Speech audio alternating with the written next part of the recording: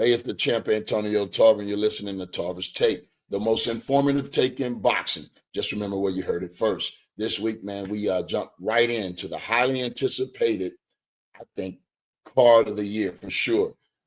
It's the big card coming from Saudi Arabia, brought to you by your Excellency Turki Alalshikh, Spencer Brown, James Ward of Gold Star Promotion, as they bring the world together for this unique card, man, featuring world championships, contenders, as well as the undisputed light heavyweight championship. This card is stacked, man. I want to start out with the heavyweights. I think this is a very interesting fight. Daniel DeBose coming off this electrifying win over Anthony Joshua faces, which I call both of these guys underdogs. But Joe Parker comes in, man, and both of these guys coming in on a winning streak. Not only a winning streak, I think upset streak. They've been upsetting all the guys, they've been facing. Joseph Parker come in with a big win over one of the biggest guys in the division, DAZN, as well as one of the most dominating punchers of the division, Deontay Wilder. And he beat both of these guys, in good fashion. So you want to take your hat off to Joe Parker. And, man, it seems like Joe Parker has been around the game forever. I think he was active when I was fighting back in 2015. So Joe Parker comes in with more professional experience. He's been in there with some real game opponents as well as Daniel DeBose. But, I mean, if this fight is anything, man, I think this fight is a pick'em fight. Now, I got to go on record saying Joe Parker, had an extensive amateur career where, he was right on the end of the Klitschko era going into Tyson Fury era, but he was competing against some credible guys. And when you look at the fighters from the UK, I think he's been in there with pretty much all of the named guys. When you look at Shishora, guys like that, he's faced guys like that. So he's coming in, with a guy I believe size-wise match up good for Joe Parker. Daniel DeBose is noted for his power, as well as his aggressiveness. He don't have a lot of what you would call, I won't say he don't have skill. He has skills, but they're really not, refined. You feel me? He's not the slickest guy. You know what I mean? He ain't gonna give you, a lot of speed, but he's gonna give you toughness. And that's what Daniel DeBose brings to the table: his heart, his toughness, and his whiskers. The guy got a chin. That's what makes him, so dangerous. He can take your shots, but then when he start raining down on you, can you take his? And I think in this fight, if Joe Parker is to win this fight, he's going to have to prevent this fight from getting into an all-out brawl. Like, you feel me? He's going to have to keep his technique in order and in line. I think Joe Parker, if he come behind a controlling jab, using his legs, giving Daniel DeBose angles and movement, I think that really allows Daniel DeBose or forces him to really put on his thinking cap. You know what I mean? Instead of just fighting with his heart, make him have to think his way through some stuff. And that puts a lot of pressure on these fighters that are not used to, really having to think their way through the fight. You feel me? So I think if Joe Parker can stay out front and not allow all the, a lot of exchanges where they both going toe to toe, I think it's important that Joe Parker throws those punches straight down the pipe, not so much wide, because we know Daniel DeBose is going to be doing those wide shots. And against Wilder, Parker got a little wild at the end. I think, man, if both of these guys just start fighting with their hearts, this could be, an ugly fight. It could get ugly, not knowing who's really in control. And I think, and when you look at it, I think Joe Parker have the capability to box a lot better or a lot more consistently, let's say that, than Daniel DeBose. I think Daniel DeBose really likes to fight with his heart, his aggressiveness, really wear these guys down. And when a guy can take your shots, and he's continuing to put that pressure on you, and, it kind of puts your back against the wall. It forces you to fight instead of boxing. So, that's where Daniel DeBose is at his best. A lot of time these guys can win those early rounds, but once DeBose start putting that pressure on you, making you exert yourself and throwing these punches and not getting the results, it can be defeating, man. And that's what he uses well as anyone. When you see how he, worked Gerald Miller, who came in undefeated, he gave him his first loss. Then you look at an Olympic gold medalist in Herkovich, which 17-0. You know what I mean? Daniel DeBose blew him down. So these are guys that are earned their way to this point. And the winner, man, really controls his narrative and his future. Because, when you look at this fight and you look at what, Usyk just did, they're fighting for that #1 contention spot, the mandatory for the undisputed championship. You feel me? Both of these guys are vying for Alexander Usyk to have an opportunity to fight for all the belts. So you don't want to miss this one. Coming up this weekend, man, Joe Parker goes against Daniel DeBose as he looks to become 2-time, heavyweight champion. He was once WBO champion back then. That's when AJ won his first title by beating Joe Parker. So both of these guys have been in there with great guys, credible opponents. So we'll see, man. I believe if Joe Parker can box a lot more than he fight, I would have to lean toward a mild upset in this fight. So, stay tuned for that big heavyweight fight, man. And I almost, with all of the drama going on in the boxing world, centered around the Shakur Stevenson and Floyd Schofield Jr. fight, I almost forgot one of the best matchups on the card. And you can also say these guys are vying for that #1 contender spot or mandatory, even though they're fighting for interim title, which is held by Virgil Ortiz, who comes in 21 years old, 20-0 with 21 knockouts. Only one man went the distance with him, and boy, was that a fight. You know what I mean? Berhachik, Serhil Berhachik, man, lost a majority decision against Virgil Ortiz. And when I went back and watched that fight, it was very entertaining, and it was close. Virgil Ortiz really didn't have a whole lot of separation in that fight. But one thing I can say, man, his chin held up. Those knockdowns was like little flash knockdowns. It could have been 3 called, actually, because the first one that he landed hit him right on the left side of the temple. And I think he was surprised more than anything. Wasn't really hurt, but his gloves did touch the canvas and could have legitimately been called a knockdown. That could have changed the outcome of this fight. But even with those knockdowns, man, Virgil Ortiz really showed why everyone is so excited about him.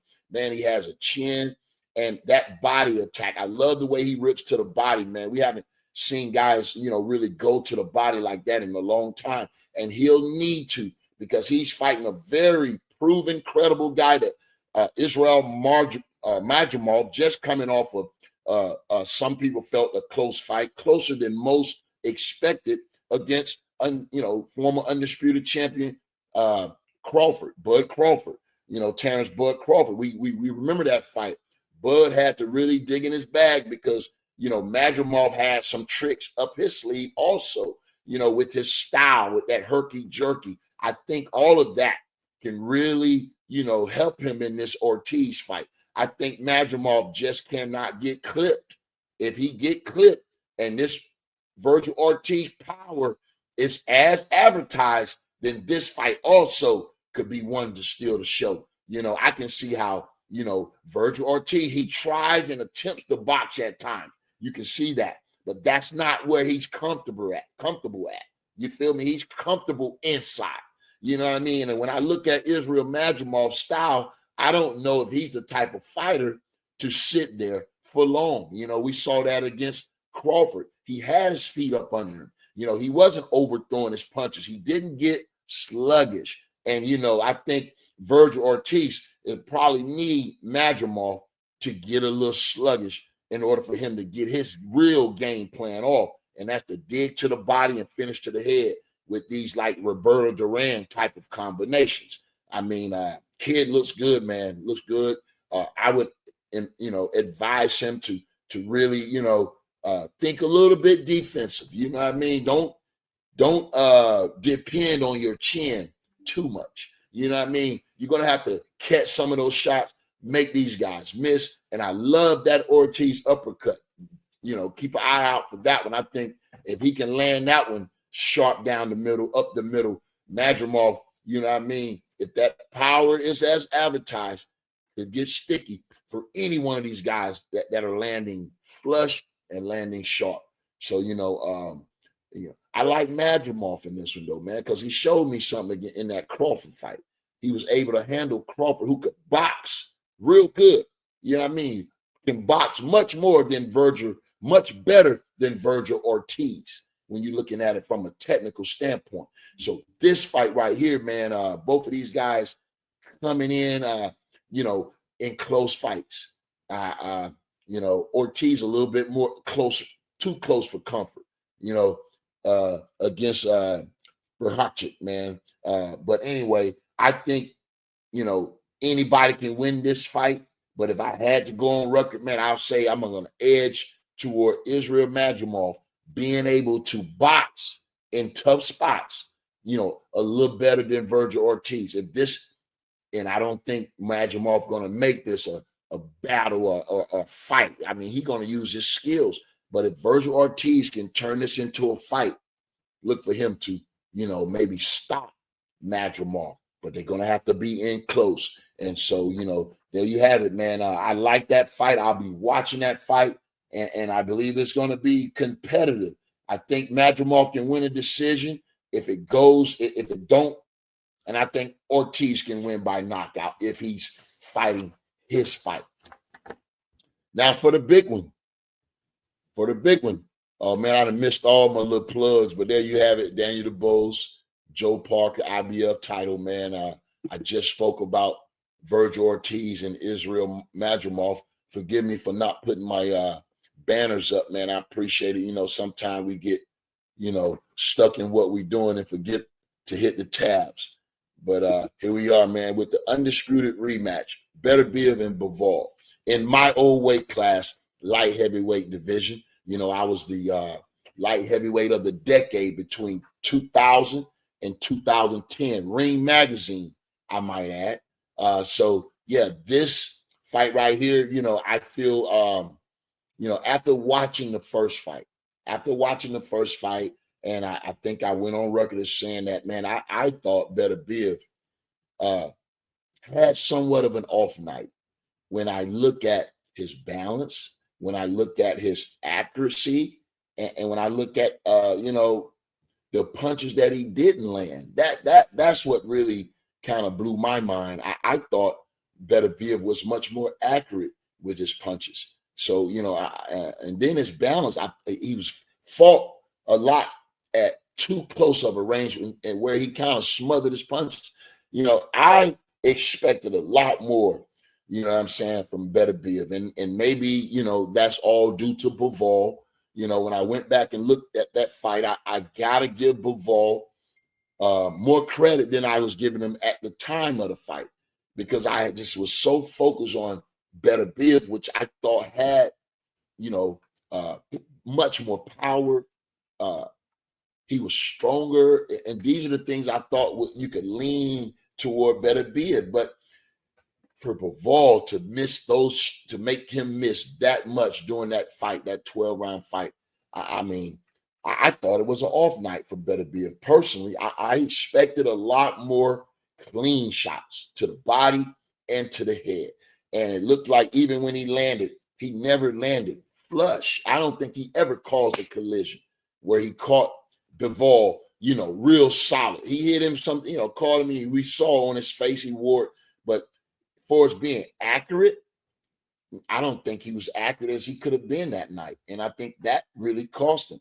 When I look at the shots that Bivol did take, it looked like Beterbiev was only one clean shot away from really, canceling the show. You know what I mean? But Dimitri Bivol, man, showed the heart and that thinking prowess, man. The kid got a real mind up there, you know what I'm saying? To be able to control a beast like Artur Beterbiev. And for 12 rounds, he did it. Now, the burden of proof in this rematch is on Artur Beterbiev. I believe that. Because if we see a resemblance of the same fight we saw the first time, I believe the judges are going to go in Bivol's favor if the fight looks similar to the first one. I think the burden of proof is, can Beterbiev really apply that pressure and land some clean shots like we really didn't see him land, consistently in the first fight. I think if Artur Beterbiev can land, with some more accurate shots, I think that changes this whole fight. I think Bivol, if he does remotely what he did the first time, I think it'll earn him a decision. So if we see this fight go to decision, expect Bivol to have really neutralized Beterbiev again behind a real controlling jab, footwork, and just boxing him, making him miss, making him pay. You feel me? And if Bivol can have some more offensive stances where he's, having his way, and he can land some clean shots, maybe we see, Bivol, hurt Beterbiev for a change. You feel me? But I still say Bivol got to have his head on a swivel. Beterbiev is 40 years old. And I think when I looked at that first fight, I didn't really take that into consideration, and we know Father Time is undefeated. Could it be the age right now that's slowing Beterbiev down? When you look at that first fight, can he turn back the hands of time and really get that pressure working consistently and successfully against Bivol? If he can't, then we're going to have to give Bivol credit for being that serial boxer that he is. It may not look like he's doing a whole lot, but he really is in control of the fight by moving his feet, by staying in the right position, and having the patience and the poise. I think that works for him a lot in this fight, because I think Beterbiev is going to come out with something a little bit more to prove in this fight. So there you have it. You've been listening to Tarver's Take, man. And remember, we go in and give you the recap right after the fight. So you don't want to miss that. I'm going to be having I'm going to try to get this page membership by the end of the month. So I'm working hard on that, man. Going to give you guys some things to get involved with here. I'm probably going to start bringing on some guests. We may be looking for some personal sponsors for the page, man. So we just want to get out there and continue to build. But please continue to like, share, comment. I love my comments. I always go back and reply. And I might even have a conversation with you depending on what the caption and the message is. But, man, I appreciate your guys' support. Continue to like, share, comment, and subscribe to Tarver's Take. Until the next time, stay tapped in, and I'll talk to you then.